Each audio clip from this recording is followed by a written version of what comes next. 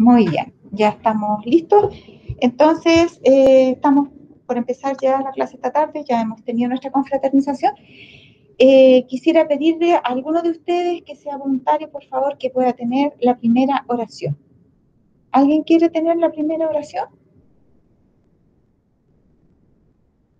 A ver, Ellen, ¿nos puedes hacer tú la primera oración, por favor? ¿Ellen? Ya, por Sí, favor. Oremos. oremos. Querido Padre que estás en los... Oremos. Querido Padre que estás en los cielos, santificado sea su santo nombre. Le damos gracias, Señor, porque una vez más tú pones el deseo en nosotros de reunirnos para aprender más de ti, para entender, Señor, que estamos en los tiempos del fin, sabiendo que tu venida está pronto, Señor. Te rogamos que todas las cosas que hemos ido cada sábado aprendiendo a través de Jacqueline, Señor, la podamos grabar, Señor, en nuestra mente y en nuestro corazón. Ayúdanos a prepararnos cada día, Señor, a estar de tu mano, porque sabemos, Señor, que sin ti no nada podemos lograr. Te rogamos, Dios, que nos guíes y nos ayudes en esta clase, Señor, que el Espíritu Santo también impresione nuestra mente, nuestro corazón, Señor, para entender estas verdades. Lo pedimos en el nombre de Jesús. Amén. Amén, Señor. Gracias, Ellen. Muy bien. Ya hemos estado todo el año con el gran pacto de Dios, pero en realidad está todo en la Biblia, está ligado al pacto, así es que no es ninguna cosa muy rara esto, es más o menos así como funciona, y hoy día creo que vamos a englobar todo esto para ver en qué termina finalmente. Ya, a ver, creo que nos saltamos una. No, aquí son las últimas diapositivas de la clase anterior. Empezamos acá abajo ya, es como decía, esta experiencia debe tenerla cada uno de los que se salven en el día del juicio. La conducta de aquel que haya conservado la fragilidad y la imperfección de la humanidad no será defendida, ¿ya? O sea, no hay excusas para ser frágil o ser imperfecto. En otras palabras, Dios quiere que seamos fuertes y que seamos perfectos, porque no hay excusa para que sea de otra forma, porque Dios ha puesto todo el cielo y todos los recursos a nuestra disposición para que así sea. Para el que tenga fragilidad e imperfección y se quiera justificar con eso, para el tal no habrá lugar en el cielo. No podría disfrutar de la perfección de los santos en luz. Es un asunto de idoneidad. No se trata de un asunto de derechos o de justicia, de por qué yo no puedo y el otro sí. Se trata de idoneidad para el cielo. El que no tiene suficiente fe, por lo demás, ¿no es cierto?, en Cristo para creer que Él puede guardarlo del pecado, no tiene la fe que le dará entrada en el reino de Dios. O sea, es un hecho. Cristo ha prometido guardarnos del pecado. Y si Él lo ha prometido, nosotros por fe lo vamos a creer. Y nosotros no vamos a ser pecadores. Por la fe en Cristo vamos a dejar de pecar. Entonces dice que el que no cree esto no tiene la fe que le va a dar entrada en el reino de Dios. Ahora, eso era lo de la clase anterior. Ahora vamos a ver lo que ha sido la historia del tiempo de Israel en este tema del pacto y cómo termina incluyéndonos a nosotros también. Dice acá Moisés explicó los males que resultarían de apartarse de los estatutos de Jehová. Declaró que si, después de haber morado largo tiempo en la tierra prometida, el pueblo llegara a introducir formas corruptas de culto, me llamó la atención ese pensamiento, que podría haber formas corruptas de culto, incluso del culto al mismo Dios, como fue en el caso del becerro. ¿Se acuerdan? Ellos estaban, según ellos, habían puesto el becerro para adorar a Jehová. Tremenda inconsistencia. La iglesia, una por ahí bien conocida, hace lo mismo y pone imágenes, pero dice que uno no las adora, sino que son para recordar y venerar y entrar más cerca de Cristo. Pero eso no tiene justificación en la revelación.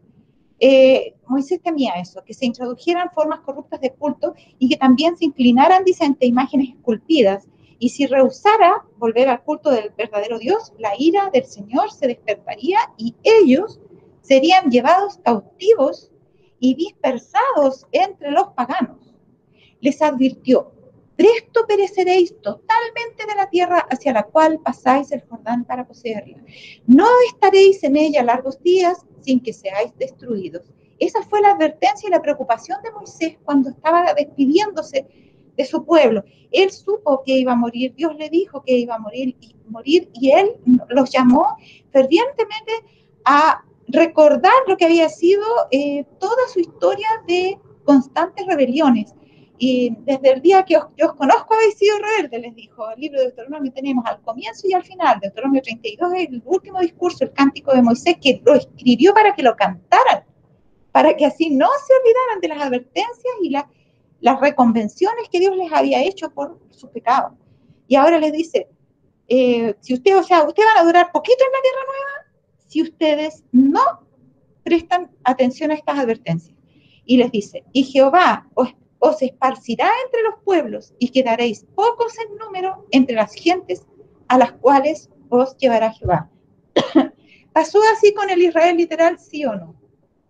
Así pasó. Quedaron esparcidos por toda la tierra, pocos en número en comparación como eran una nación fuerte y en crecimiento. Y les dijo, y serviréis allí a dioses hechos de manos de hombres.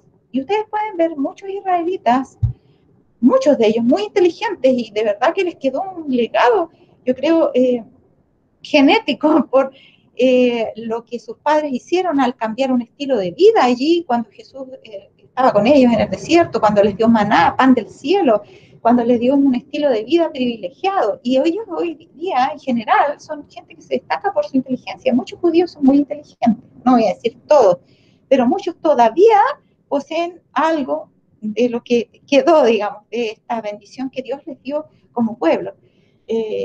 Pero ellos, desafortunadamente, si ustedes escuchan mucho sobre los judíos, muchos de ellos se han dedicado más bien al área de los negocios, de las empresas y también al área científica, pero no tienen no son destacados en el área espiritual, no tienen como nació, o con muchos, bueno, menos como nación ahora, pero muchos de ellos no tienen, digamos, no se destacan ante el mundo por los religiosos que son. Más bien ustedes ven, por ejemplo, a don Francisco Kreuzberg, por ejemplo, es un empresario muy conocido, un hombre de negocios, y es judío. Y así ven a otros, el mismo Farkas creo que también es judío, vieron a Isaac Newton, que era judío también, gente que se destacó por otras cosas, pero no por lo espiritual. ¿Ya? Entonces dice, serviréis allí a dioses hechos de manos de hombres. Son las cosas materialistas. No solamente otros dioses de talla, de fundición que ellos adoraron, es cierto que lo hicieron también, sino que también otros dioses intangibles, como existen muchos hoy en la actualidad.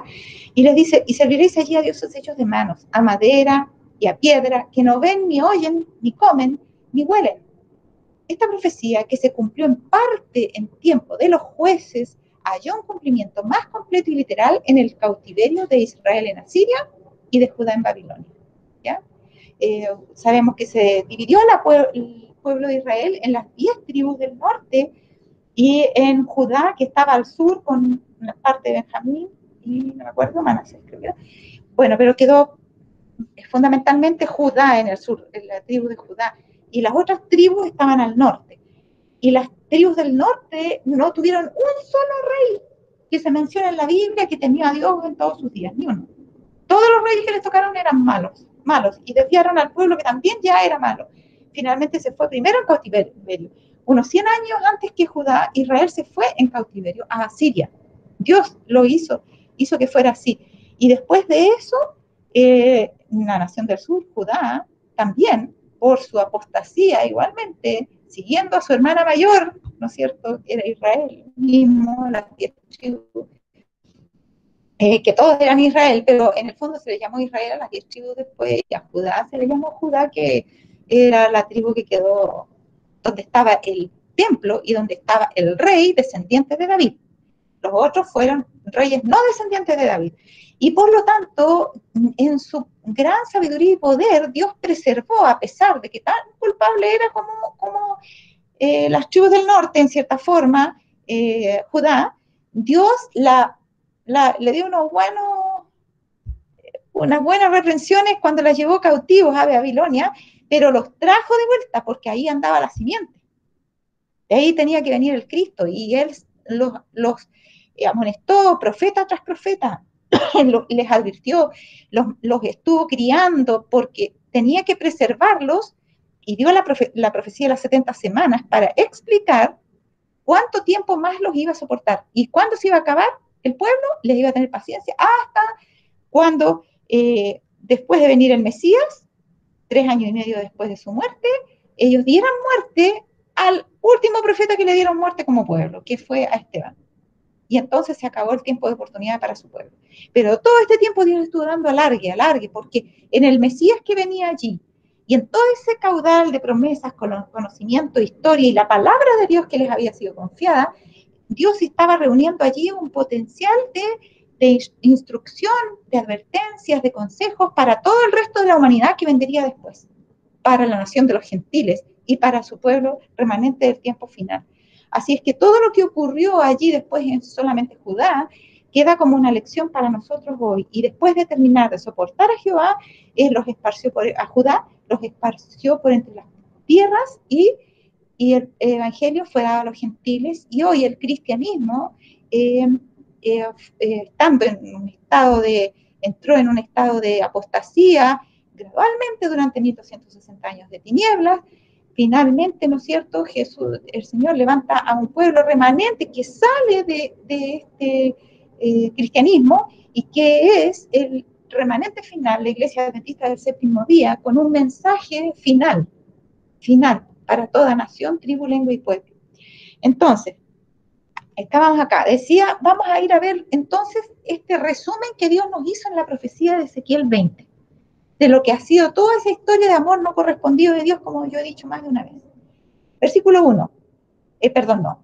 Sí, vamos a ver los primeros 4 versículos, después vamos a resumir algunos puntos. Versículo 1 de Ezequiel 20. Aconteció en el año séptimo, en el mes quinto, a los 10 días del mes, que vinieron algunos de los ancianos de Israel a consultar a Jehová y se sentaron delante de mí. Eso dice Ezequiel. ¿Cuándo ocurre esto? Ocurre en el año 590 y tanto más o menos, cuando ya o sea, empezaron las primeras deportaciones a Babilonia. Y yo estaba muy preocupado, muy preocupado. El 506 es cuando Nabucodonosor traslada a una gran cantidad de pueblo y también, si mal no recuerdo, ahí mismo es transportado Daniel. O creo que Daniel fue un poquito antes. No me acuerdo bien. En todo caso, miren. Sí, 605, perdón. Esto fue en el 592. Lo di vuelta, 506, 605, al revés. En el 592 al 590 y tanto empezaron los problemas acá. Y vinieron ellos a consultarles preocupados, porque ya en el 605 se había hecho la primera deportación, por eso yo tengo confundido. Y ahí es cuando son transportados a Babilonia gran parte del pueblo y los vasos del templo y todo eso, en el 605. Entonces, ya en el 592 estaban ellos siendo diezmados por los babilonios. Y entonces vienen a consultarle a Ezequiel. No dice bien qué cosa le consultaron, no está el detalle, pero sí, dice a continuación, en ese contexto, y vino a mí palabra de Jehová diciendo, ¿ya? Eso es lo que le interesó a Dios dejar grabado. Ustedes me vinieron a consultar. Yo quiero explicar esto, dice Dios. Versículo 3, hijo de hombre, habla a los ancianos de Israel, los que se sentaron frente a él ahí, y diles, así ha dicho Jehová, el Señor, a consultarme venís vosotros. Vivo yo que no os responderé, dice Jehová el Señor. Esto es terrible porque saben que hasta entonces siempre casi que consultaban a Dios, sobre todo un grupo de ancianos, dirigentes del pueblo, dirigentes espirituales, dirigentes religiosos, vienen a consultarle a Dios. Casi siempre Dios les había respondido, o sea, principalmente si venían todos juntos a consultar, pero ahora dicen, no les voy a responder. Ellos ya estaban bajo el juicio de Dios. Y le dice a Ezequiel, ¿quieres tú juzgarlos? ¿Los quieres juzgar tú, hijo de hombre? A ver, Ezequiel, ¿quieres tú hacerte cargo de esto? Bueno, si quieres hacerlo, entonces mira, hazles conocer las abominaciones de sus padres. Obviamente que era una forma de hablar de Dios, pero en realidad era Dios mismo el que iba a responder. ¿Y por qué no les va a responder entonces? Por las abominaciones de sus padres. Bueno, ¿qué culpa tenemos nosotros? Podrían haber dicho los ancianos. Pero entonces aquí viene todo el historial. Y aquí se cumple lo que el Señor dijo cuando les habló en los ayes a los fariseos y saduceos y todos los dirigentes religiosos en Mateo 23, Y les dice, vosotros también henchid la medida de vuestros padres. ¿Ya? Ustedes dicen, si nosotros hubiésemos vivido en los tiempos de nuestros padres, no habríamos hecho esto. Bueno, ustedes están diciendo con esto que ustedes son hijos de los que mataron a los profetas. Vosotros también henchid la medida de vuestros padres. Y acá también él les está diciendo, hazles conocer las abominaciones de sus padres. ¿Por qué? Porque si ellos se hubieran guiado por los consejos de Dios, Dios habría respondido. Pero ellos se habían guiado por las tradiciones de sus padres. Por lo tanto les dice, los voy a juzgar por las abominaciones de sus padres, que son las mismas de ustedes, como resultado de haber ustedes asimilado esas abominaciones de sus padres. Y ahora bien, acá están las abominaciones. Punto 1. Versículos 7 y 8, no los vamos a ir leyendo todos, ya, porque si no, no vamos a alcanzar a ver nada. Pero vamos a leer algunos, por lo menos para comenzar, para que tengan la idea. Versículos 7 y 8 dice,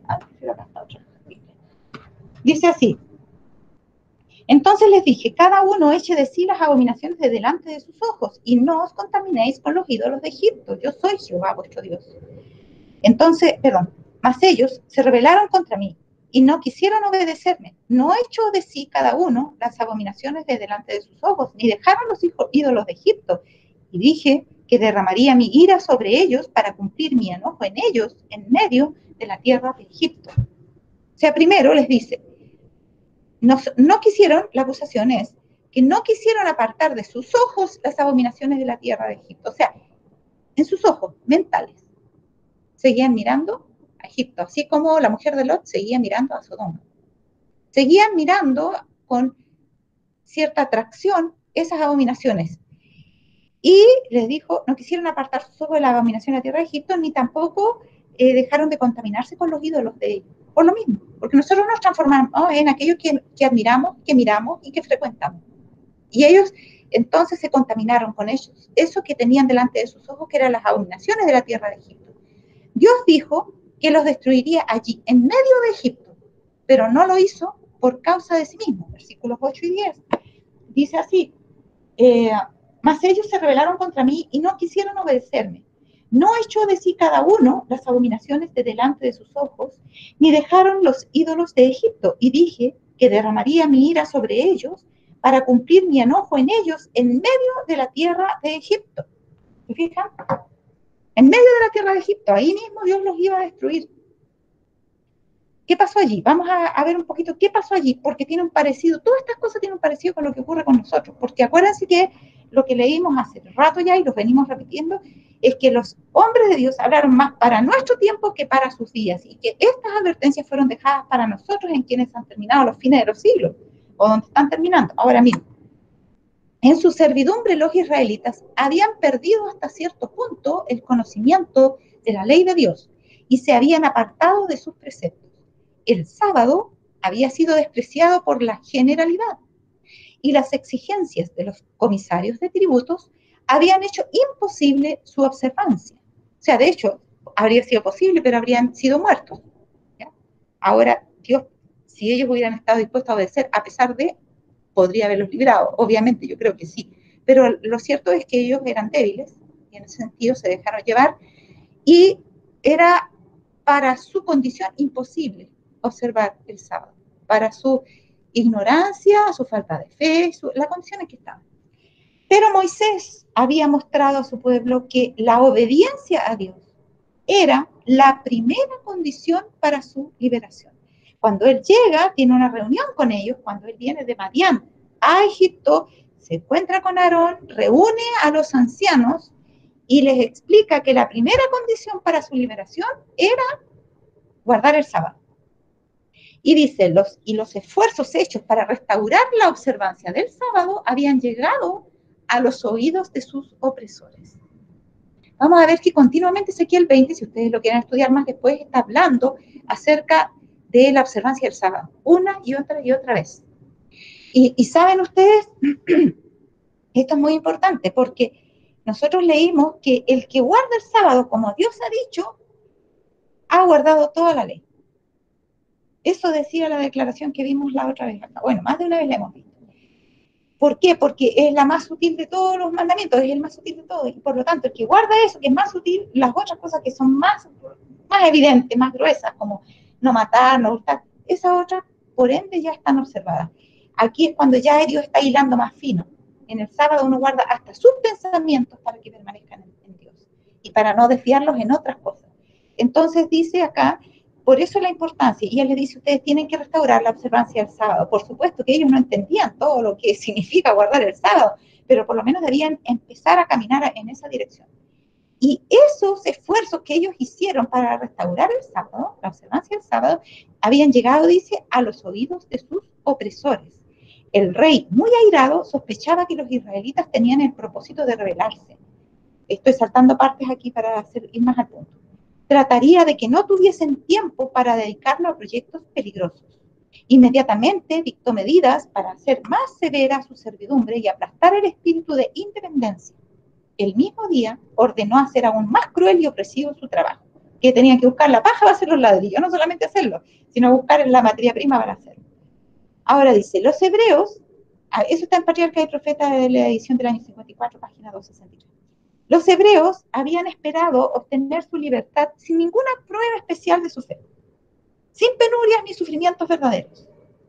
¿Saben? Yo veo que nosotros, a ver, me acuerdo un caso de la Biblia cuando, a ver, ¿cuál es el que le dice a Baruch? Le dice, ¿para qué quieres el día de Jehová? Tanto que quieres el día de Jehová, será de tinieblas y no de luz. ¿Ya? En ese caso él esperaba un día de Jehová de liberación temporal, pero nosotros estábamos esperando el día de Jehová final y terrible, de la liberación final del pueblo de Dios de este mundo. Entonces ahora resulta que muchos esperan que Jesús venga cuando tienen problemas con un hijo, ¡ay, cuándo va a venir Jesús! Tienen problemas del trabajo, ¡ay, cuándo va a venir Jesús! Tienen problemas con la pandemia, ¡ay, cuándo va a venir Jesús! Todos, cuando tenemos problemas, yo también, anhelamos el día de Dios porque sabemos que va a poner término a todos estos problemas.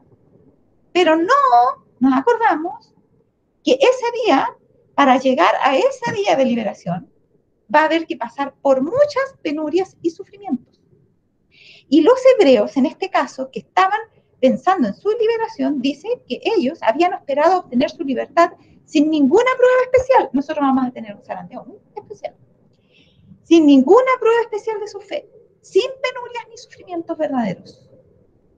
Pero aún, o sea, tenían penurias y sufrimientos, y claro que eran grandes, porque imagínense cómo los trataban los egipcios, a latigazo limpio, si no hacían como ellos querían, y ahí eran esclavos. ¿Cómo se trata a un esclavo? Sin ninguna contemplación. Pero aquí dice que esas penurias y sufrimientos no eran verdaderos. O sea, ay, caramba, la aflicción mental es la más terrible de todas. Dice que Jesús, cuando estaba en la cruz, realmente él murió de agonía mental primeramente. Era tan fuerte, dice, la agonía que tenía de la separación de su padre, que el dolor físico casi no lo sentía. Sin embargo, las películas que se hacen de Jesús y todo, le pegan un latigazo y ¡ay, Jesús sufriendo!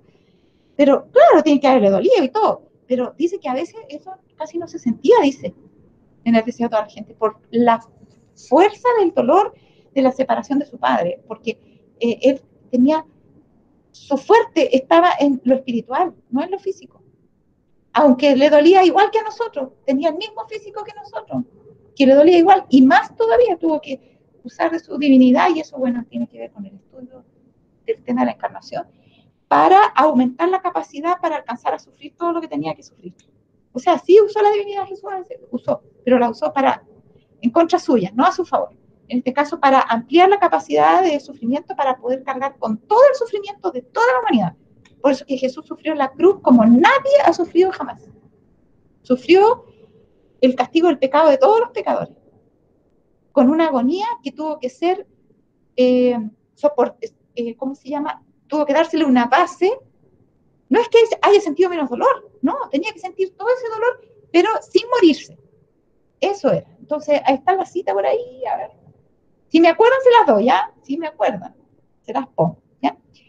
Entonces, Jesús sí sufrió mucho físicamente, pero sufrió más todavía espiritualmente hablando, porque sintió la separación que el pecado estaba haciendo entre él y su padre, el pecado de nosotros, no el pecado de él.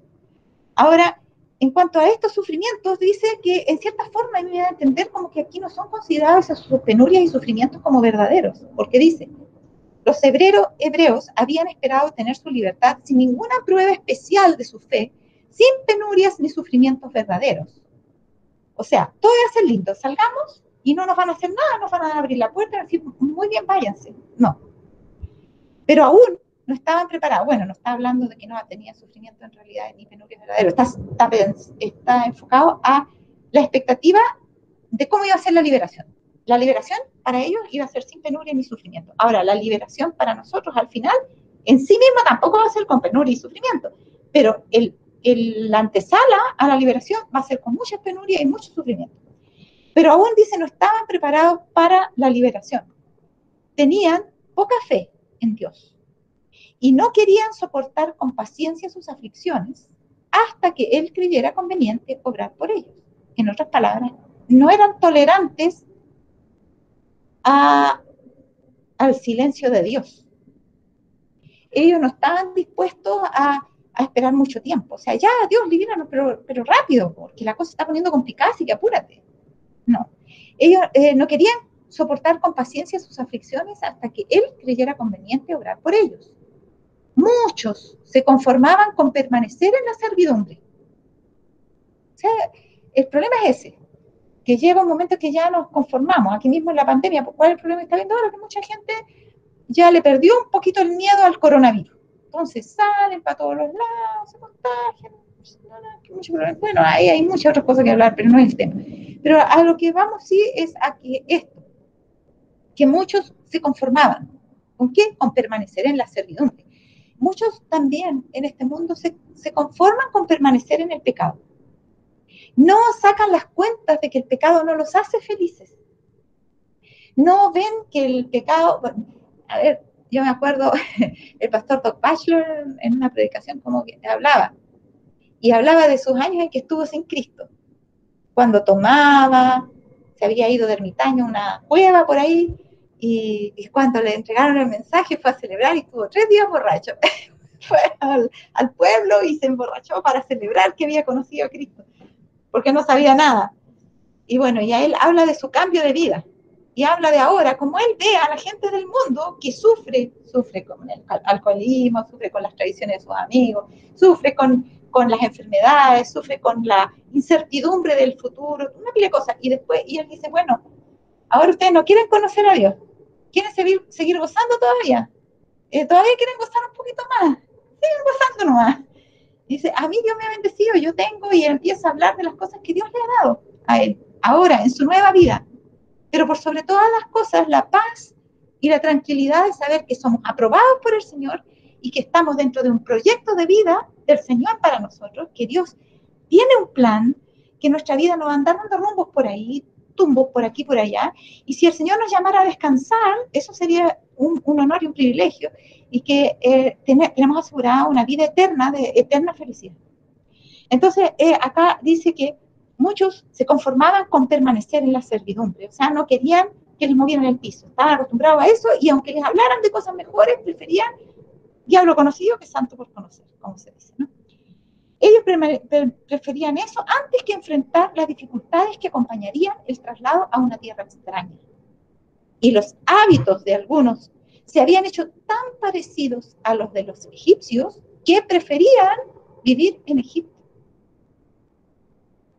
A ver, ¿y cómo estamos nosotros? ¿Qué es lo que lamentamos más cuando hablan del tiempo del fin y todo? Muchos se imaginan, no crean que yo tampoco no me lo imaginaba, de repente tomar una mochilita donde uno lleve comida, lo mejor que sirva para ese tiempo de dificultad, algo con que encender fuego, algo para abrigarse, no sé, y ya, listo, y ahí me voy por ahí como Jonás se puso lejos de Nínive para esperar que cayera fuego del cielo, entonces, y creen que es casi más o menos una aventura, pero las cosas no van a ser así, hermano, ¿ya? Pero otros que son más racionales, ¿no es cierto?, empiezan a ver, chuta, quiere decir que vamos a tener que irnos así, no voy a poder llevar mi auto, no voy a poder llevar teléfono, ¿cómo me voy a comunicar con mis amigos para que me den ánimo, para darle ánimo a ellos? ¿Y qué pasa? ¿No me van a asaltar cuando vaya camino para allá, y dónde voy a dormir, y dónde voy a estar ahí en la montaña, y si hay animales salvajes, y si no me dejan pasar para llegar a la montaña, y a dónde me puedo esconder. ¿Sabe que yo preferiría mejor que Jesús todavía no venga? Aunque no lo digan con palabras, algunos prefieren quedarse en Egipto y piensan de los placeres, las comodidades, no van a tener refrigerador para guardar las cosas, no van a tener que comer, no van a tener que acá, no van a tener que allá. No quieren que les hablen mejor de esas cosas del fin. No me digan de esas cosas que van a pasar porque no, me asustan esas cosas, no quiero saber de eso. Entonces, el problema acá mayor de ellos era que sus hábitos se parecían demasiado a los de los egipcios. ¿Y los nuestros, hermanos? Nosotros tenemos que prepararnos para vivir como en el cielo, si es que queremos ir al cielo. Para que no lleguemos el punto en que nos, como la mujer de Lot, nos tengan que sacar a tirones, porque Dios no lo va a hacer esta vez. No nos va a sacar a tirones. A la persecución no lo va a hacer así. Nosotros vamos a tener que saber, por un estado de dependencia continua, un hábito de dependencia de Dios, vamos a tener que saber cuándo salir. Y por conocer su palabra y las profecías. Y ellos preferían vivir en Egipto. Y eso, por supuesto, que era abominable para Dios. Por lo tanto, el Señor rigió los acontecimientos para que se desarrollara más plenamente el espíritu tiránico del rey egipcio. Por supuesto, bueno, ahí yo no puse los textos, pero hubo un momento que los mismos ancianos de Israel fueron a hablar con el faraón para decirles cuando les dio el doble trabajo que no, que por favor pensaban que eran los capataces nomás, pero no sabían que de mismo faraón había venido la orden. Y él dice, no, ustedes son unos ociosos. Y cuando los echa de su presencia Faraón, y en el fondo no les contesta nada, se encuentran con Moisés que viene llegando, y le dicen, ustedes, miren lo que nos hicieron así a Moisés con Aarón. Nos hicieron abominable a los ojos de los egipcios. Entonces, enojados con Moisés. Y por eso, seguramente ahí dice que Dios quiso destruirlos allí, en la tierra de Egipto. ¿Ya? Porque no querían salir de ahí. Les preferían la esclavitud del pecado y de los egipcios que el sacrificio de la libertad de poder ser libre y obedecer a Dios para ser libre.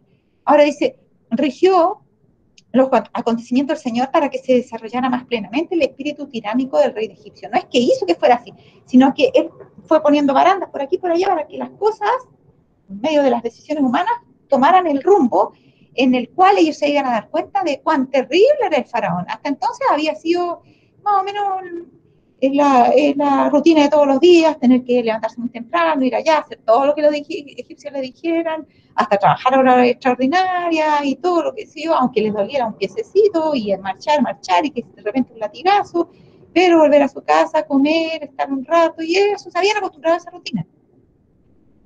Pero ahora el Señor les empieza a mostrar que la rutina se iba a romper, porque el rey se iba a volver tirano hacia ellos, y ya la cosa se iba a poner más pesada cada vez.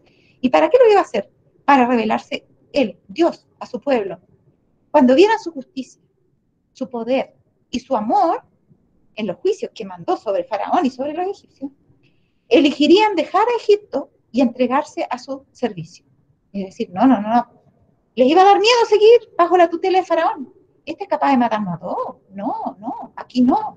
No, ¿qué vamos a hacer aquí? En una de esas tampoco vamos a poder comer. A lo mejor una de esas nos van a echar de las casas, van a matar a nuestras mujeres, no sé qué cosas pensaron. Entonces ellos ahí quisieron salir de Egipto. Y entonces la idea del Señor es que así ellos iban a elegir dejar Egipto. También así se nos va a poner a nosotros la cosa aquí. Cada vez más terrible, hasta que va a llegar el momento en que todos vamos a querer abandonar este mundo. Y vamos a querer jurárnoslas por el Señor. Todos los que conocemos al Señor de verdad, las 5 vírgenes sensatas que están dormidas, porque hay 5 insensatas que, las 5 sensatas que están dormidas, porque hay 5 insensatas que no van a despertar. Y que os van a despertar, pero no van a querer, no van a haber hecho provisión. Pero hay otros que estamos haciendo provisión, estamos estudiando, sabiendo estas cosas, tratando de hacer lo correcto, nos cuesta, a lo mejor no lo hemos conseguido todavía, pero cuando las cosas se pongan cada vez más y más terribles, vamos a elegir dejar Egipto, dejar el pecado y entregarnos al servicio del Señor y hacerlo de todo corazón. Cuando veamos los juicios de Dios que van a empezar también a caer cada vez más terribles, no solamente la pandemia es principio de dolores. Ahora dice, la tarea de Moisés habría sido mucho menos difícil de no haber sido que muchos de los israelitas se habían corrompido tanto que no querían abandonar Egipto. ¿Por qué? Porque se habían corrompido demasiado. Les gustaba poder sentarse a mirar la tele, poder salir a caminar y comprarse un heladito, no sé, salir a veranear y pegarse unas trasnochadas, conversando, no sé qué cosas, pero cosas que no eran el plan de Dios para ellos. Entonces ellos no querían abandonar Egipto y eso le hizo pesar el trabajo a Moisés. Y por eso que Dios los quiso destruir ahí en Egipto. Ahora dice, cuando los sacó, se rebelaron contra Dios en el desierto y profanaron sus sábados en gran manera. Eso está en el versículo 13. El versículo 13 dice, de Ezequiel 20, dice más, se rebeló contra mí la casa de Israel en el desierto, no anduvieron en mis estatutos y desecharon mis decretos, por los cuales el hombre que los cumpliere vivirá, y mis días de reposo profanaron en gran manera. Dije, por tanto, que derramaría sobre ellos mi ira en el desierto para exterminarlos. ¿Ya? Los decretos y estatutos que le dio, por los cuales podían vivir, podían ser guardados solamente por fe si permanecían en Cristo. Pero ellos habían perdido la fe en gran manera, decía ahí. Por eso que ellos estaban, en cierta forma, lo entendían con la mirada del antiguo pacto, no la del nuevo pacto, en donde todo eso es posible si uno está en Cristo. ¿Ya? Por eso que las órdenes de Dios no estaban queriendo ser obedecidas, porque no estaban en Cristo. Y eso significa que no estaban obedeciendo sus mandamientos tampoco. Ahora dice, Dios dijo que los destruiría en el desierto, pero no lo hizo. ¿Para qué? Para no infamar su nombre ante las naciones. Fíjense ustedes, no lo hizo por amor de ellos, porque ellos ni siquiera mostraban un cambio que fuera digno de que Dios los pudiera considerar, sino que lo hizo por amor de sí mismo. Versículos 13, 14 y 17. Ya ahí no vamos a leer porque ya van a ir aumentando la cantidad de versículos, pero ustedes cuando repasen esto pueden ir después parando la grabación y vayan y busquen los versículos y léanse Ezequiel 20 completo, ¿ya? Entonces ahí yo les puse los versículos donde sale que Dios, para no infamar su nombre ante las naciones, no los destruyó. ¿Cuándo? Cuando los sacó, cuando estaban en el desierto, ya, yendo camino a la tierra prometida. Ahí Dios podría haberlos destruido porque también profanaron sus sábados y se rebelaron contra Dios, pero no lo hizo para no infamar su nombre ante las naciones, para que no dijeran, mire, lo sacó para destruirlo en el desierto. ¿Qué clase de Dios es ese? Entonces Dios dijo, no, no lo voy a hacer, porque yo también tengo que salvar a estos otros y así no me voy a hacer un buen nombre para poder acceder o hacer accesible la salvación a ellos también. Luego, la segunda generación, en el desierto, ¿se acuerdan? La primera tuvo que ser toda destruida, 40 años vagando por el desierto, los destruyó a todos. ¿Qué pasó con la segunda generación? También se rebeló contra Dios. No andando en sus estatutos ni guardando sus decretos y profanaron sus sábados. Y se va mencionando cada vez cómo profanaban sus sábados. ¿Ya? Porque es la piedra de toque. Cuando alguien no está bien con Dios, lo primero que se nota es la observancia del sábado, porque le resulta pesaroso, es insoportable. Estar todo el día pensando en las cosas de Dios y estar consagrado a Dios es una cosa inaguantable. Están mirando la hora cada rato a ver a qué hora se termina el sábado, a qué hora se termina el sábado, a qué hora se termina el sábado. Entonces, por eso que se menciona a cada rato esto de que profanaban sus sábados. ¿Ya? ¿Y por qué? Porque no estaban en Cristo. Ahora, la segunda generación se rebeló contra Dios, también en el desierto. Y dice que Dios les dijo, les había aconsejado a ellos, no anden en los estatutos de sus padres, no guarden los preceptos de sus padres, guarden los míos. No se guíen, en otras palabras, por la cultura que ustedes heredaron de sus papás. Guíense por lo que yo les estoy enseñando, es algo nuevo. Y es como raro porque es un llamado de Dios a la rebelión, para que ellos se rebelaran en contra de las enseñanzas que habían recibido incorrectas y el ejemplo incorrecto de sus familiares, de sus antecesores. Eso está en el versículo 21, lo de que se el sábado, ese puede ser cortito. 21 dice, mas los hijos se rebelaron contra mí, no anduvieron en mis estatutos, ni guardaron mis decretos para ponerlos por obra, por los cuales el hombre que los cumpliere vivirá. Profanaron mis días de reposo, sábados, dice en el original. Dije entonces que derramaría mi ira sobre ellos para cumplir mi enojo en ellos en el desierto, en la segunda generación. O sea, también Dios los quiso destruir a la segunda generación en el desierto. Y además, también les juró que, entre otras cosas, por su transgresión del sábado en particular, después de establecerse en la tierra prometida, los diseminaría entre los paganos. Versículos 23 y 24. O sea, miren ustedes, primero, Dios en la segunda generación le está diciendo que los quiso, dice ahí que los quiso destruir. ¿Por qué? Porque profanaron sus sábados, siguieron en las costumbres de sus papás, se rebelaron contra Dios, no guardaron el sábado, y ahora dice que además de eso le dice, muy bien, yo los quiero destruir, pero además de eso les voy a hacer un adelanto, porque ya Dios sabía que no los podía destruir por la misma razón que no lo había destruido a los de la primera generación. Yo, cuando ustedes entren en la tierra prometida, porque yo los voy a permitir entrar, a pesar de que tengo ganas de destruirlo, después de eso, yo los voy a diseminar entre los paganos. Qué terrible, hermano. O sea, una profecía para la otra generación, anticipada, adelantada para la otra generación. Versículos 23 y 24, dice así. También les alcé yo mi mano en el desierto, jurando que los esparciría entre las naciones y que los dispersaría por las tierras, porque no pusieron por obra mis decretos, sino que desecharon mis estatutos y profanaron mis días de reposo, y tras los ídolos de sus padres se les fueron los ojos. ¿Ya? Entonces, él les prometió, con la mano alzada es cuando Dios, prometo, ya, yo después de que ustedes entren allá, ahí los voy a destruir. No puedo, porque en el versículo 22 dice, más retraje mi mano a causa de mi nombre para que no se infamase la vista de las naciones ante cuyos ojos los había sacado, la segunda generación, donde tampoco él los exterminó. Otra vez para que no se infamase su nombre. Y aparte de eso les dice que cuando entraran a la tierra prometida, ahí sí que vamos a arreglar tus cuentas, porque ahí yo lo voy a tener que diseminar. ¿Cuándo? Cuando vuelvan a repetir esto mismo que están haciendo acá, ahora. ¿Ya?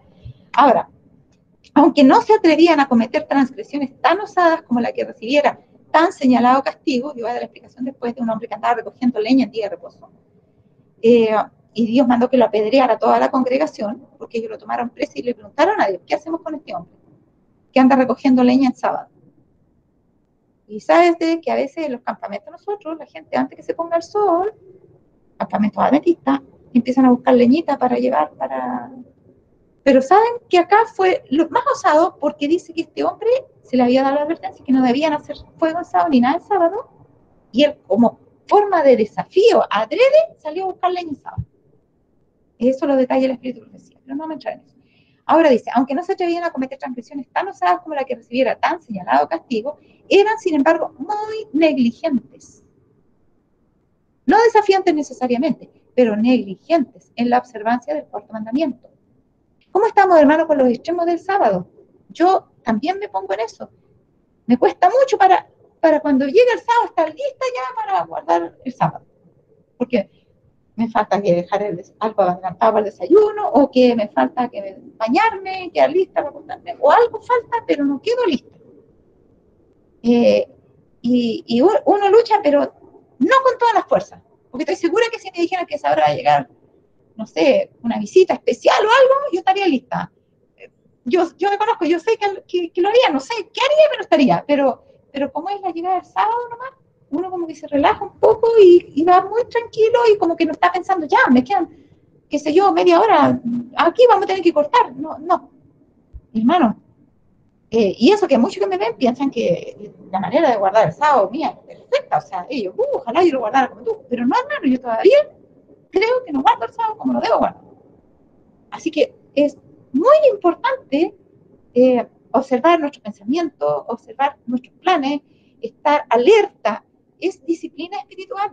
Por eso que el que ha guardado, dice el cuarto mandamiento, ha guardado toda la ley, porque ha conseguido una disciplina espiritual que nos hace también guardar el sábado como corresponde.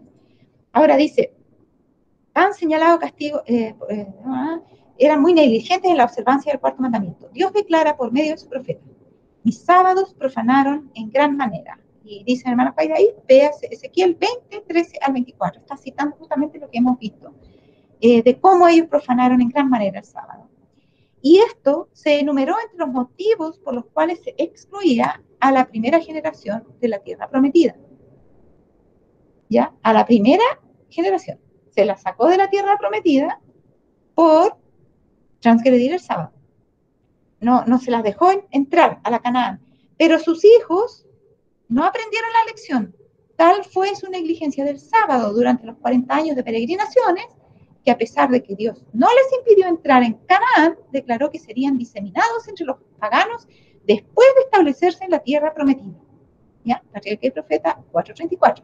O sea, la segunda generación, al igual que la primera generación, no guardó el sábado como correspondía, fueron negligentes también, y Dios dijo, ya, yo los voy a dejar entrar a la tierra prometida, porque si no van a decir, los sacó para destruirlo en el desierto. O sea, el mismo argumento, Dios por amor de sí mismo, y de salvarlos a los otros también, a los que todavía no lo conocían, voy a cumplir mi promesa que lo voy a hacer entrar en Canaán. O sea, la primera vez podía dejarlos vagar por el desierto, pero ya esta segunda vez tengo que hacerlos entrar. Los voy a hacer entrar. Pero después de eso los voy a diseminar entre las tierras. ¿Ya? Ahora, ¿por qué van a volver a hacer lo mismo? Porque Dios ya sabía. Están señalados castigos, si quieren ver, está en números 15:32, lo leo, está resumido ahí a cuál era el castigo. Dice, estando los hijos de Israel en el desierto, hallaron a un hombre que recogía leña en día de reposo. Números 15:32, y si quieren ahí ustedes se leen todo el relato. Ahora, a corta distancia del Jordán, los hebreos levantaron su primer campamento en Canaán. Allí Josué circuncidó. A ver, sí. Rutita, ¿tú querías hacer alguna pregunta o algo? Ruth López, que levantaste la mano, creo, para que enciendas tu micrófono y hables. No te veo aquí porque no me alcanzan a aparecer todos aquí en la pantalla. Pero habla nomás si quieres hacer una pregunta, o a lo mejor apretaste sin querer ahí. Ya, si no, sigo, porque decía... Apreté sin querer, Yaquito, gracias. Ah, perfecto, ya. Ahora dice, a corta distancia del Jordán, los hebreos levantaron su primer campamento en Canaán. Allí Josué circuncidó a los hijos de Israel antes de entrar a la tierra prometida. Justo antes, así en los lindes de la tierra prometida, listos ahí acampando para poder entrar, ¿qué hizo Josué? Los circuncidó. Y los hijos de Israel asentaron el campo en Gilgal y celebraron la Pascua. Dos cosas, circuncisión y celebración de la Pascua. Josué 5, 3 y 10, está citando. Y ahora miren lo que dice. La suspensión del rito de la circuncisión desde la rebelión ocurrida en Cades Barnea, había sido para Israel un testimonio constante de que había sido quebrantado su pacto con Dios.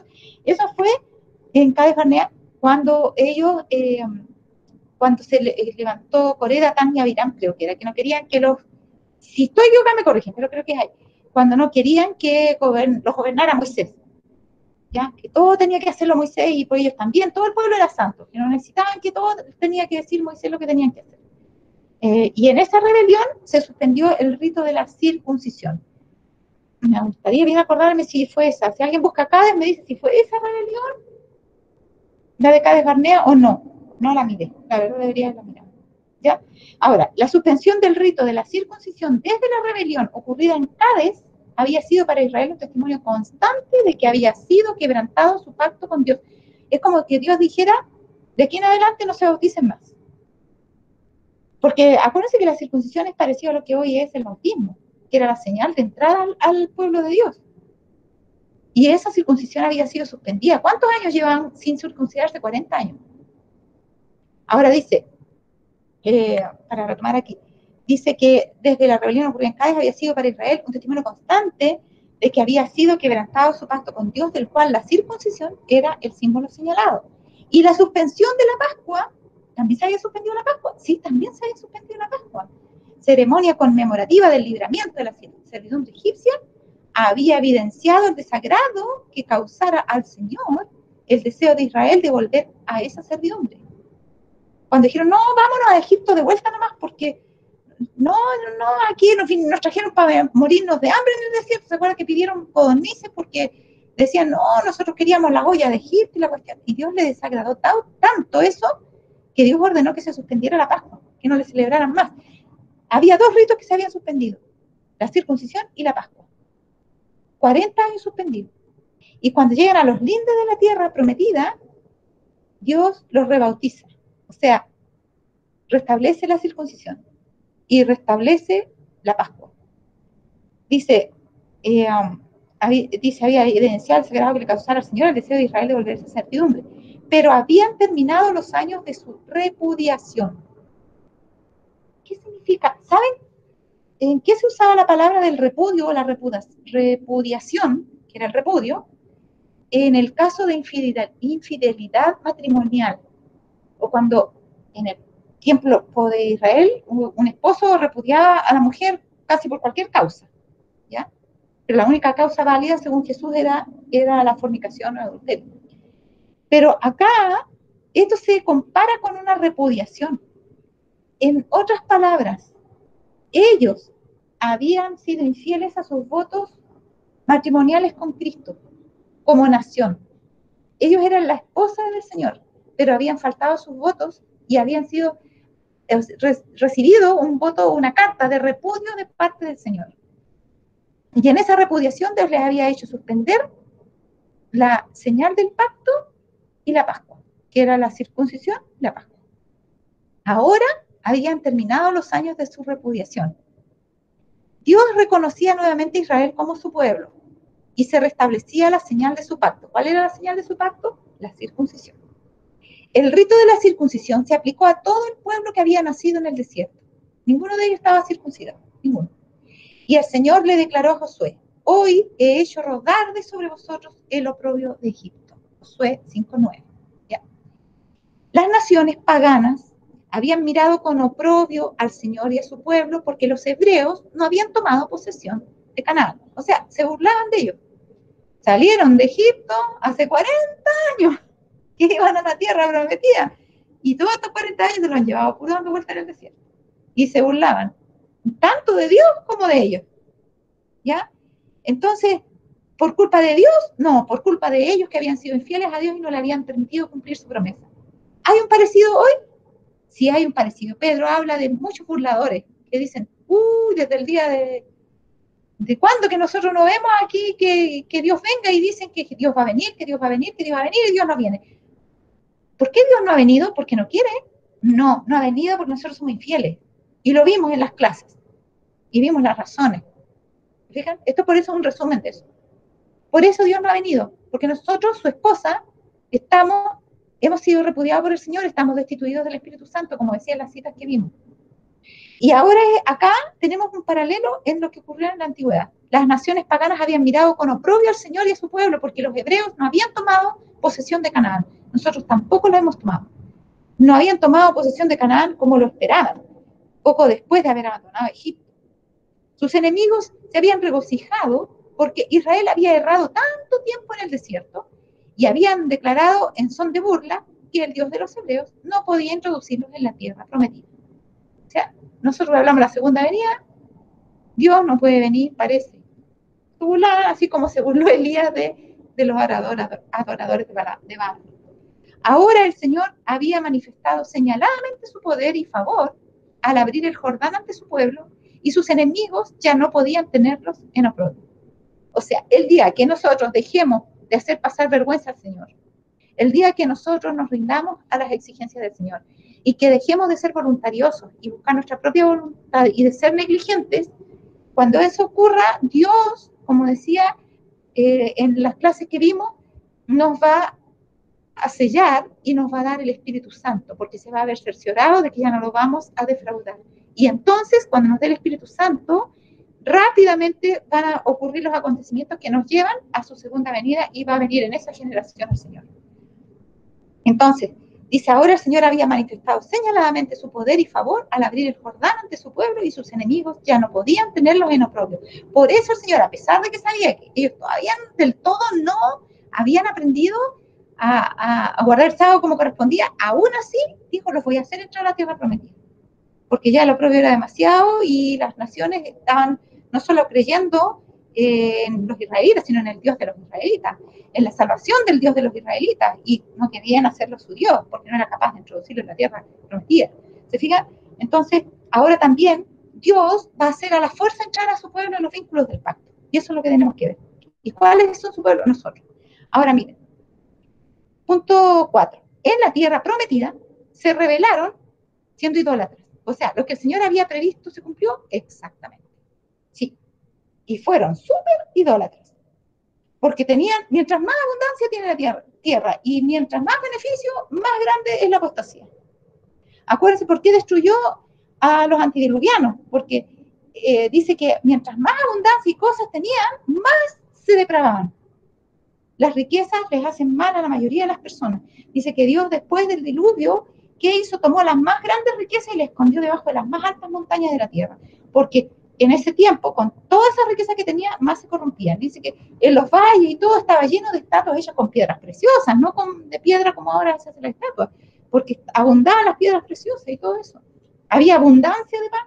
Sodoma y Gomorra dice, ¿por qué las destruyó? Abundancia de pan y ociosidad.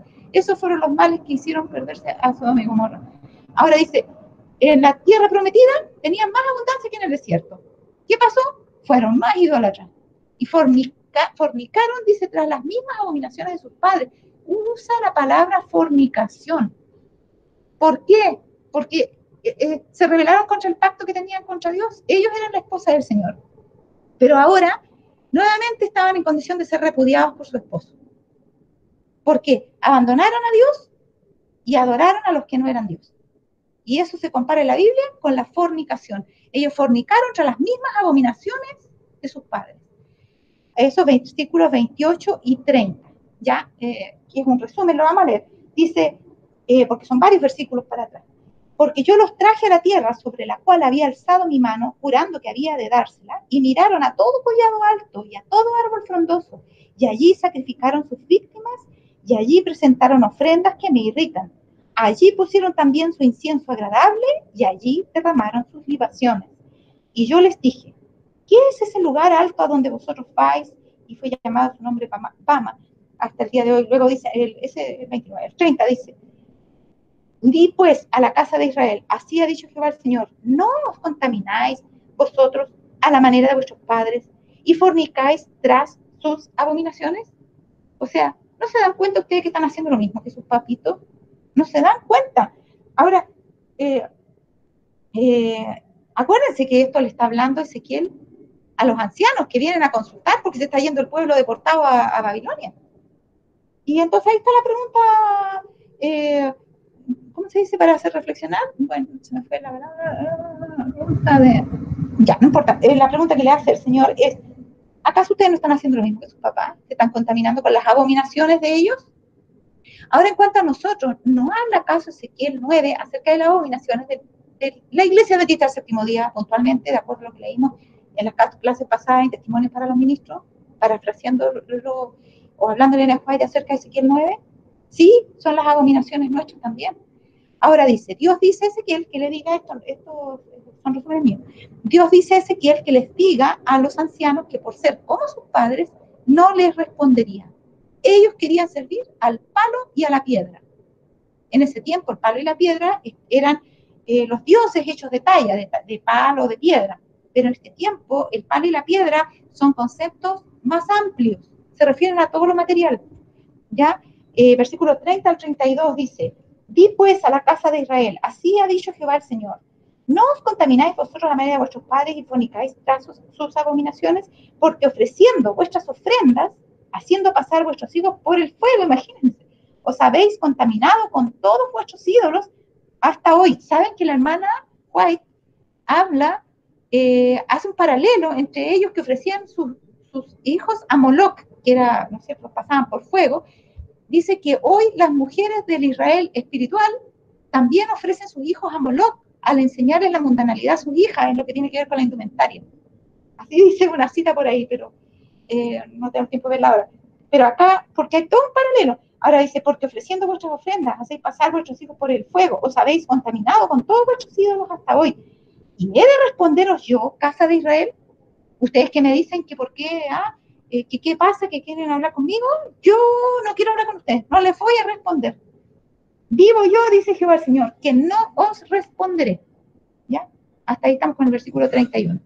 Dios dice a Ezequiel, entonces, que les diga a los ancianos que por ser como sus padres no les respondería.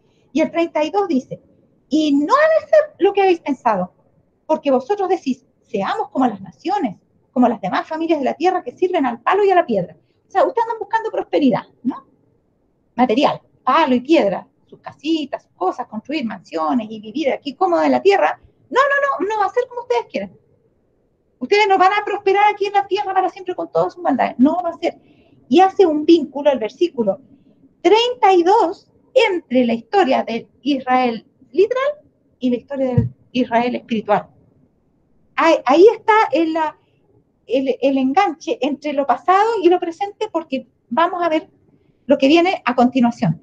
Mire, bueno, aquí dice, versículo 32, leímos, y versículo 33, que no lo puse acá, pero dice, vivo yo, dice Jehová el Señor, que con mano fuerte y brazo extendido y enojo derramado he de reinar sobre vosotros. Versículo 34, y os sacaré de entre los pueblos y os reuniré de las tierras en que estáis esparcidos con mano fuerte y brazo extendido y enojo derramado. Versículo 35, y os traeré al desierto de los pueblos y allí litigaré con vosotros cara a cara. ¿Dónde queda ese desierto de los pueblos, hermanas? ¿Es un desierto literal? No, es un desierto espiritual. Y si quieren saber algo más de ese desierto, está en Apocalipsis 17. Ahora miren, bueno, hay una parte solamente. Dice, Dios dice a Ezequiel que les diga a los ancianos que por ser como sus padres no le respondería. Ellos querían servir al palo y a la piedra. Luego dice que los traería al desierto de los pueblos, con mano fuerte y brazo extendido y enojo derramado, y litigaría con ellos cara a cara. Dice que los haría entrar en los vínculos del pacto y en su santo monte le servirían todos los israelitas de la tierra. Y eso es a terminar hasta el versículo 44. No lo van a leer porque es súper largo, pero habla de ahora de todos los israelitas en toda la tierra, dice.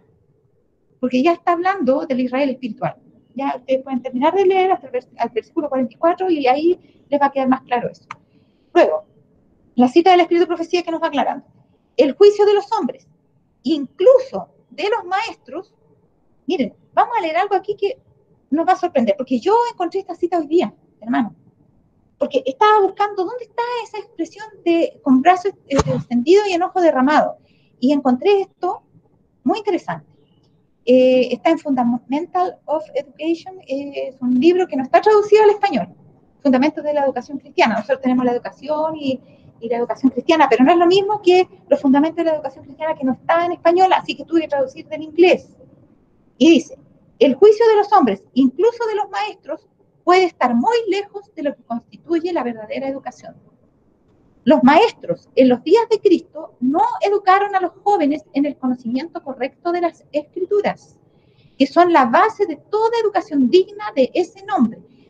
¿Por qué esto tiene relación con eso otro? Por lo que decía acá, que no lo leímos y se lo voy a leer, en el versículo donde Dios les dice que se rebelen contra sus padres. Eso les dice, mire, les dice, es algo pero insólito. Está en la segunda generación del desierto el consejo que Dios les da.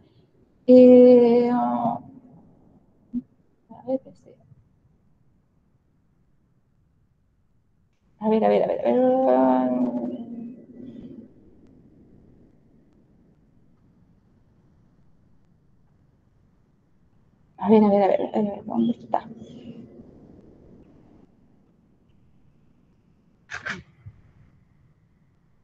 Ya, el versículo 18, mire, dice, antes dije en el desierto a sus hijos, en el desierto, no andéis en los estatutos de vuestros padres, ni guardéis sus leyes, ni os contaminéis con sus ídolos.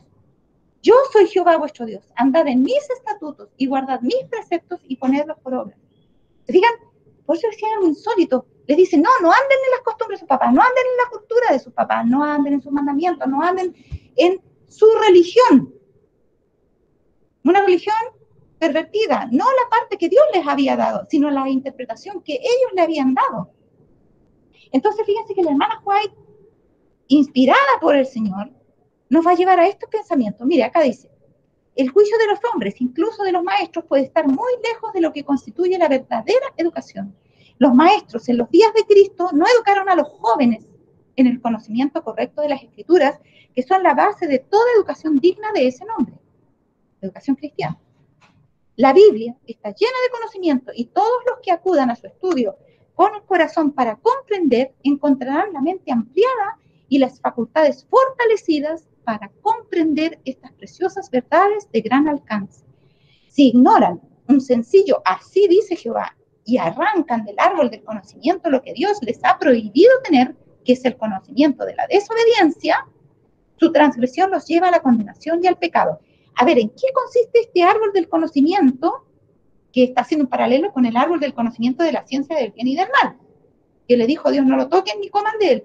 Pero está hablando de los maestros que arrancan frutos del árbol prohibido para comer, y dice que ese conocimiento es conocimiento de la desobediencia, que se hace motivado por la desobediencia. O sea, se va más allá de lo que Dios dijo.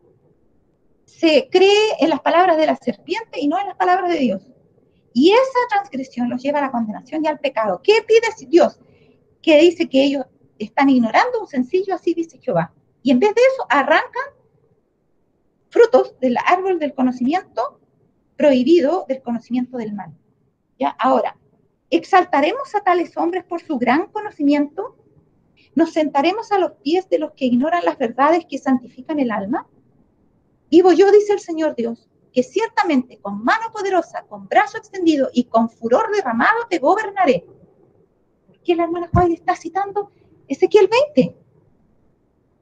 En razón al tipo de enseñanza, porque tiene que ver con el tiempo en que vivimos nosotros. Esto está refiriéndose al pueblo de Dios del tiempo del fin, que están dando en los mandamientos de sus padres, en las costumbres pasadas, y no está renovándose en la palabra de Dios. En un sencillo escrito está.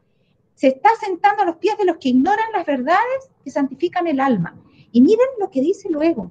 Esto pasó en la iglesia de nuestros pioneros. Dice, ¿por qué los educadores de hoy no prestan atención a estas advertencias? Ya, salté un pedacito aquí. Es porque Satanás les ha cegado los ojos. Así, otros ojos están cegados. Claro, porque le enseñan a otros y ellos mismos están viendo las cosas como deben ser. Entonces, los que aprenden, en este caso la segunda generación del desierto, ya le aprendió a sus papás que los papás estaban cegados y ellos hicieron las mismas abominaciones de los papás. Repitieron lo mismo. ¿Por qué? Porque aprendieron los mismos principios de los padres. Entonces, aquí cuando nosotros tenemos maestros que aprenden del mundo para enseñarnos a nosotros los asuntos, temas espirituales, se ciegan los ojos de los maestros y de los alumnos. Así otros están cegados y los que deberían caminar en la luz andan en tinieblas porque no miran fijamente a Jesús, la luz del mundo. Luego mire lo que dice. Se les dio mucha luz a los reformadores. Estamos hablando del 1517 en adelante, más o menos, ¿no? Bueno, de antes. Pero ahí tenemos a Martín Lutero, etcétera. Todos los que vinieron. Se les dio mucha luz a los reformadores, pero muchos de ellos recibieron el sofisma del error por mala interpretación de las Escrituras. Mismo Lutero, que creía en la predestinación, por ejemplo. ¿Ya? Entonces, tuvieron una buena parte de luz, recibieron mucha luz, pero la entendieron mal, por mala interpretación de las Escrituras. Estos errores se han transmitido a lo largo de los siglos, pero, aunque envejecen con la edad, no tienen tras ellos un así, dice el Señor. Porque el Señor ha dicho, no alteraré lo que ha salido de mis labios. En su gran misericordia, el Señor ha permitido que brille una luz aún mayor en estos últimos días. Ahora venimos nosotros, pasaron los 1260 años, se fijan cómo la hermana White ha ido históricamente paso a paso, ¿ya? Ahora dice, va a nosotros, el Señor ha permitido que brille una luz aún mayor en estos últimos días. ¿Cuándo empezaron los últimos días? En 1798. Ahora dice, a nosotros nos ha enviado su mensaje, revelándonos su ley y mostrándonos lo que es la verdad. Porque la verdad tuvo que empezar a ser restablecida con nuestros pioneros, ¿verdad? Y hermano Juárez dice, a nosotros nos mostró el Señor, porque los reformadores no transmitieron la verdad como debía ser, entonces a nosotros nos mostró la verdad. La advertencia e instrucción dadas en la palabra de Dios con respecto a los falsos pastores debe tener algún peso en los profesores y alumnos de nuestras escuelas. Fíjense lo que está diciendo la hermana White. Está hablando ahora de su tiempo, ¿ya? Está hablando de falsos pastores, cuando habían escuelas, o sea, no en el comienzo del movimiento adventista, sino cuando ya tenían colegios. Dice, la advertencia, instrucción dada en la palabra de Dios con respecto a los falsos pastores debe tener algún peso en los profesores y alumnos de nuestras escuelas. Se debe aconsejar a los estudiantes que no tomen a esos pastores como su máxima autoridad. Y vamos a ver puntualmente en esa misma declaración a qué se refería. Dice, ¿qué necesidad hay de que los estudiantes finalicen su educación asistiendo a Ann Arbor para recibir el toque final? Ah, ahí está. Resulta que los alumnos de ese tiempo, de nuestras escuelas, Battle Creek, Sutherland, Newcastle, las escuelas adventistas que habían, que eran prácticamente como institutos ya superiores, tenían como escuela técnica, algo así, y básica, todo. Ellos, después que terminaban sus estudios ahí, iban a un lugar que se llamaba Ann Arbor, que era como un instituto de afuera de la iglesia, para recibir el toque final de la educación, o sea, como para hacer un magíster, como para dar una prueba final, no sé cómo era eso, una acreditación, o un año especial, o algo, pero ahí recibían el toque final. Entonces ahora la leemos completa, y vamos a entender a qué se estaba refiriendo, y vamos a ver si hay un paralelo con lo de nosotros ahora. Dice, la advertencia e instrucción dadas en la palabra de Dios con respecto a los falsos pastores debe tener algún peso en los profesores, aquí puse los profesores y alumnos de nuestras escuelas. Se debe aconsejar a los estudiantes que no tomen a esos pastores como su máxima autoridad. ¿Qué necesidad hay de que los estudiantes finalicen su educación asistiendo a Ann Arbor para recibir el toque final? Ha demostrado ser el toque final para muchos en lo que respecta a la espiritualidad y la fe en la verdad. En otras palabras, después que terminaron la educación en nuestros colegios, los mandaron a acreditarse o a seguir estudios en un instituto de enseñanza que no era de la iglesia. ¿Y qué pasó? ¿Cuál fue el resultado final? Se perdieron con respecto a la espiritualidad y la fe en la verdad. Es una disciplina innecesaria que abre la mente a la siembra de cizaña entre el trigo.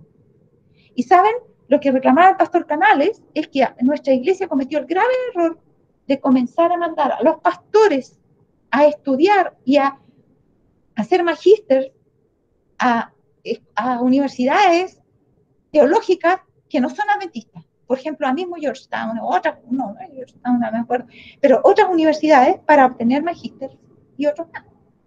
¿Ya? Entonces, ¿qué aprendieron ahí? De ahí salió One Project, por ejemplo. ¿Ya? Ya, no vamos a, creo que, se nos acabó el tiempo, así que ya, vamos a tratar de terminar esta parte. Es una disciplina innecesaria que abre la mente a la siembra de cizaña entre el trigo y no agrada a nuestro gran maestro. Glorificar así, no agrada a nuestro gran maestro glorificar así a los maestros que no tienen oídos para oír ni mentes para comprender un claro, así dice el Señor. O sea, el problema partió con nuestros maestros que mandaron a estudiar allá. ¿Por qué?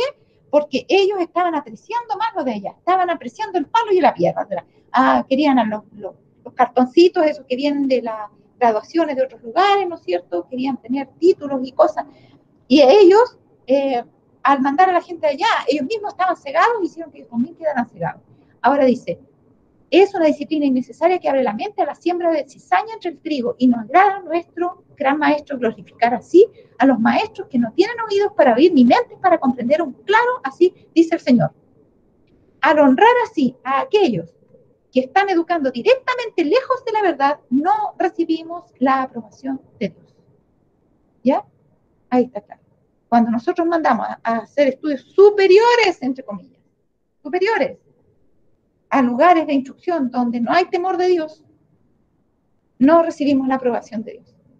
¿Ya? Y la advertencia del Espíritu de profecía es clara. La advertencia es que con respecto a lo que se nos ha dicho de los falsos pastores debemos tener, eso debe tener un peso los profesores y alumnos nuestros. Hay falsos pastores. Por lo tanto, tengan cuidado. No se vayan a meter a lugares donde nos está enseñando un claro, así dice el Señor, sino que se les enseña muchas cosas de filosofía y otras cuestiones que nos desvían de la verdad. Ya. No alcanzaba a terminar. Así es que hasta aquí quedamos ahora. Yo no sé, o sea, tengo más diapositivas, pero no, se nos acabó el tiempo. Lo que quiero saber es si alguien tiene alguna pregunta o algo, y vamos a tener que retomar de aquí el otro año para poder continuar. ¿Alguien quiere preguntar alguna cosa o añadir algo a lo que hemos dicho en la clase de hoy? ¿Alguien quiere?